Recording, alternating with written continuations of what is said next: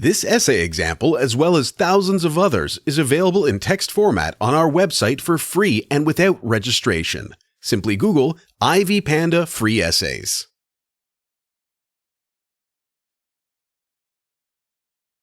The romantic journey deals with the understanding of the static world, the spiritual world, death, rebirth, and the return to the world with affirmations. Tintern Abbey evolves Romanticism from beginning to end in a truly reflective state upon the 5 years that had passed since he had last visited the ruins of the Abbey. The ruin of the Abbey perhaps can be compared to the aging of man and the inevitably of aging. However, the Abbey still stands, as does nature and its eternal splendor. The poem starts immediately with an adjective, rolling, referring to the waters coming down from the mountain springs which do not disturb the murmur of the river. These waters, rolling from their mountain springs, with a sweet murmur. The gentle quietness of the river Wye which Wordsworth adored, and the visual picture of the rolling of the water from the mountain springs give the reader a feeling of serenity. The tone of the poem is calm and meditative, and Wordsworth describes the landscape and compares it to the quiet of the sky, the landscape with the quiet of the sky.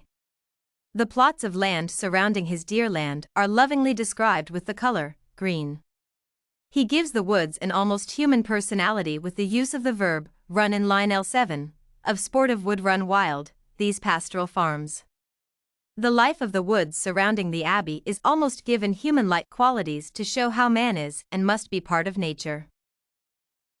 In the third stanza of the poem his tone changes and he almost becomes angry at the fact that he had left the Abbey and returned to a life that had left him unfulfilled. How often has my spirit turned to thee?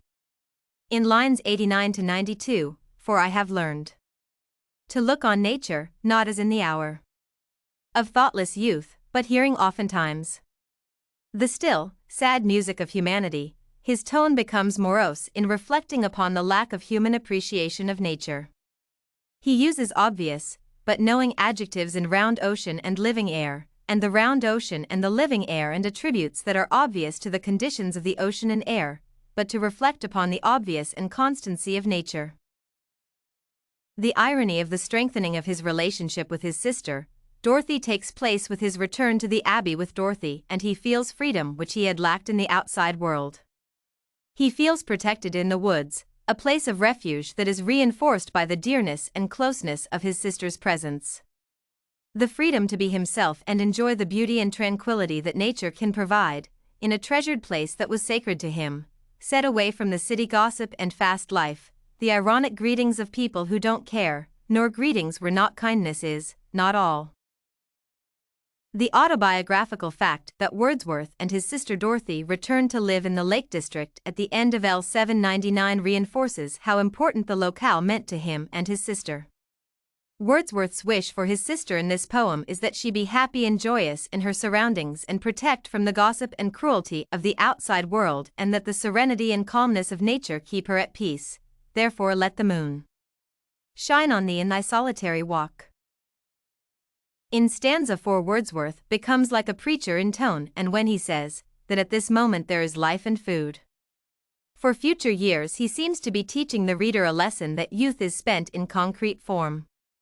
He alluded to the carnal nature of his youth, the coarser pleasures of my boyish days, and their glad animal movements all gone by, and welcomes his appreciation of nature and the calmness it brings. Other gifts have followed, for such loss, I would believe. Youth is eternal in the heart that appreciates the majesty and sublimity of nature is just what Wordsworth is trying to relate in stanza 4, and his tone changes from descriptive to joyous and appreciative and relates his soul to nature.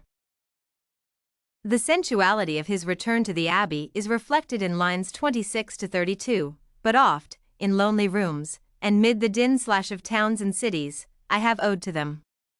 In hours of weariness, sensations sweet, renews the newness and hope of his youth and reaffirms his unity with nature.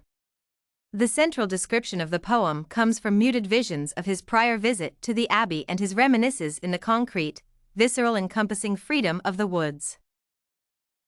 His reflection upon man's eternity and mortal life is addressed when he says, until the breath of this corporeal frame, and even the motion of human blood, almost suspended, we are laid asleep in body, and become a living soul. The word motion gives notice to the motion and vitality of nature, which is eternal and contrasts and contradicts the long-lived life on man on earth. He is trying to reflect on his place in the world about nature, and also to allow the reader to reflect on his position and relation with the world of nature. Burial, return to the earth, and part of nature again, the eternal circle of life, to rejoice. Tintern Abbey follows the pattern of the Romantic journey, in that it essentially begins with the memory of a child. Wordsworth takes nature in poetry to a level of transcendence where he connects them to everything and everyone else together in a tranquil place of harmony.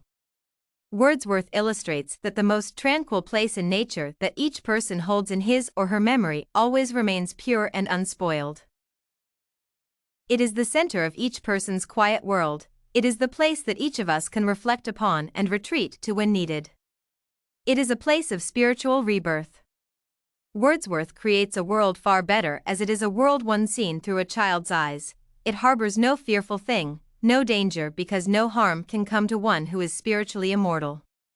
He illustrates the stages of the development of experience and the loss of innocence, but at the same time, he recalls the glorious age of childhood or innocence. This essay on Wordsworth's Romanticism in Tintern Abbey poem was written and submitted by a student just like you. The Ivy Panda Samples database hosts thousands of works similar to this one, on various subjects. Visit ivypanda.com to find what you are looking for.